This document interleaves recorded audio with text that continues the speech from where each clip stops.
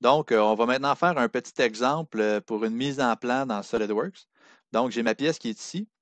Je vais aller chercher l'option de créer une mise en plan à partir de la pièce. J'ai un petit menu qui ouvre.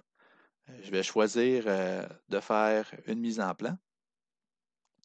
Si le cartouche qui est là actuellement n'est pas satisfaisant pour vous, vous pouvez toujours aller ici dans les options, choisir Propriétés et on peut choisir un autre format de cartouche et de mise en page.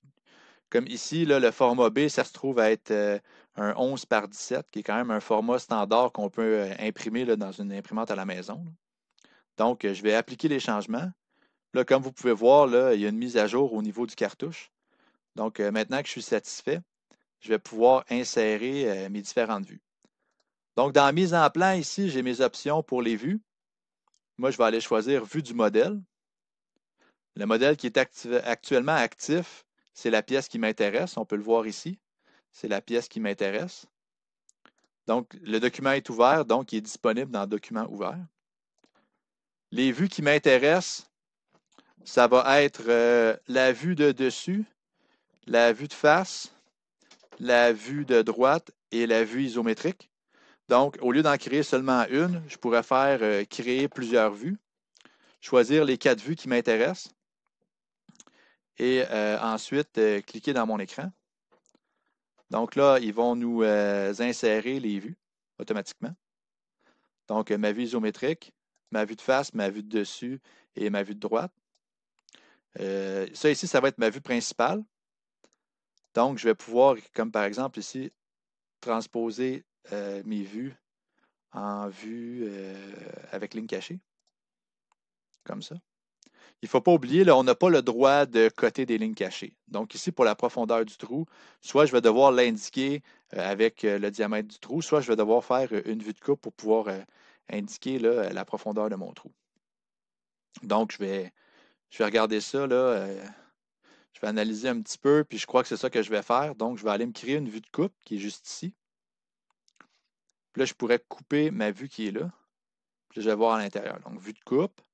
Je vais couper à la verticale. Je vais choisir le centre qui est juste ici. Je vais confirmer mon choix. Puis là, quand je vais me déplacer, voyez-vous, on va avoir la possibilité de coter ici là, les profondeurs des trous, là, ainsi que la hauteur là, des différents chanfreins. Donc maintenant, je vais peut-être aussi juste ajuster ici là, la dimension du texte là, pour que les deux soient de la même grandeur, là, ce qui fait un peu plus de sens. Donc d'accord, là, je regarde ça. J'ai l'impression que je vais pouvoir tout coter. Pour faciliter le travail, je vais utiliser la cotation automatique. Je vais vous montrer ça. Je vais aussi aller dans les options, m'assurer que je suis en norme internationale. Là, voyez-vous, je suis en ISO. Je peux la changer en ANSI. C'est une norme que je préfère. Donc là, je vais importer la cotation. Donc, en cliquant sur ma vue ici, dans les différentes options, j'ai Options d'import. Donc, quand je coche Importer les annotations, j'ai différents choix. Moi, je vais choisir Annotation de conception. Donc, toutes les codes qui sont utilisées lors de la création de la pièce seront importés dans mes mises en plan, dans mes différentes vues de mise en plan. Donc là, voyez-vous ici, j'ai aussi l'option Importer les annotations de conception. Ce n'est jamais parfait. Par contre, ça peut sauver un certain temps là, lors de la réalisation des mises en plan. Donc ici, je vais dégager mes cotations là, pour voir qu'est-ce que j'ai obtenu comme information avec l'importation automatique. Parfait. Donc, je vais débuter là, avec ma vue qui est ici. Donc, j'ai le chanfrein. Si je trouve que cette information-là est un peu confuse, là, ce que je peux faire aussi, j'ai 0,12 à 45 degrés. Ce que je pourrais faire, c'est que je pourrais faire une annotation et je pourrais aller rentrer une donnée telle que chanfrein 45 degrés fois 0,12 pouces. Donc ça pourrait être aussi une façon de